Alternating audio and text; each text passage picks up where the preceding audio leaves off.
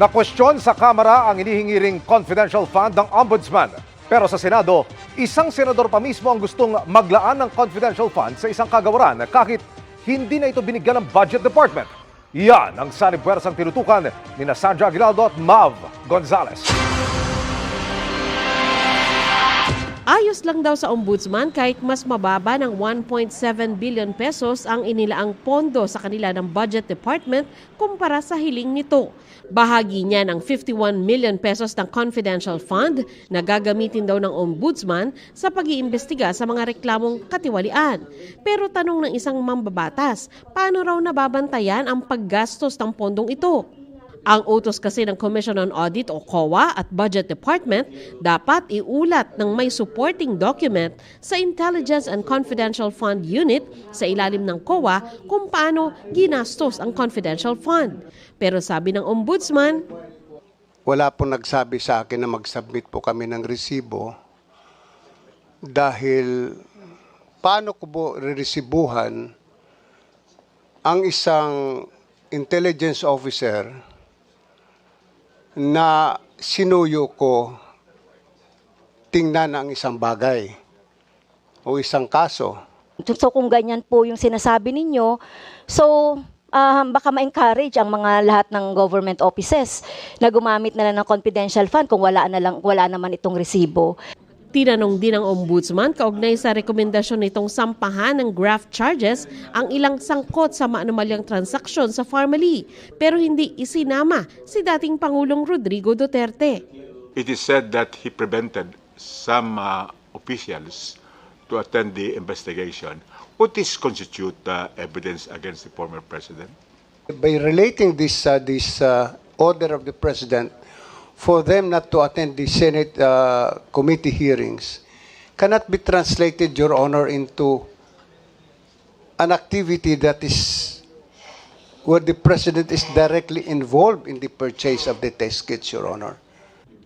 Natanong din ng ombudsman tungkol sa mababang bilang ng mga naipapanalo nitong kaso pero sabi ni Martires, hindi dapat dito ibatay ang pagtingin sa kanilang performance.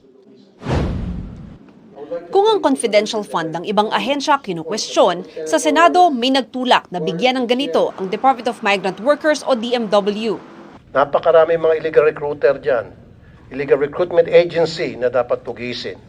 Napakarami dyan mga scammer na ang binibictimize ay mga OFWs. Mas kailangan nila ang confidential fund.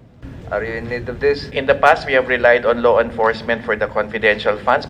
Humingi naman daw ng ganito ang kagawaran pero hindi isinama ng Budget Department sa 15.5 billion peso na planong pondo para sa DMW. Kung magkaroon, pwede itong gamitin sa Migrant Workers Protection Bureau na tumutugis sa illegal recruiters. Hindi lang po local operations kasi ang paggagamitan nito. Meron din po kaming mga international operations na kung saan yung migrant workers offices namin ay dapat kasama din po namin sa pakikipaglaban-laban sa illegal recruitment at trafficking in persons.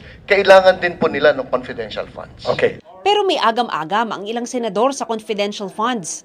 If the Bureau cannot do its part to function and indeed would ask for confidential funds, then I have to be convinced first because this is just the first year of the implementation. I have yet to see the rationale and basis for it. Maging example tayo na civilian departments do not need this. Dapat iwan na lang natin sa mga those departments or agencies that are concerned in national security.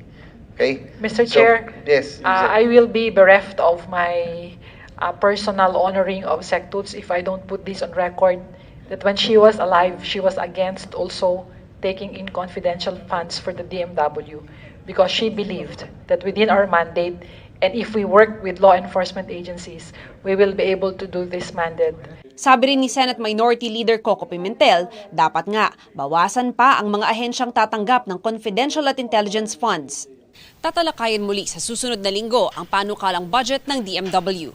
Para sa GMA Integrated News, Mav Gonzalez, Sandra Aguinaldo, nakatutok 24 oras. Mga kapuso, samahan nyo kaming tumutok 24 oras. Bisitahin at mag-subscribe sa GMA Integrated News sa YouTube. Sa mga kapuso abroad, bisitahin ang GMA Pinoy TV at www.gmanews.tv.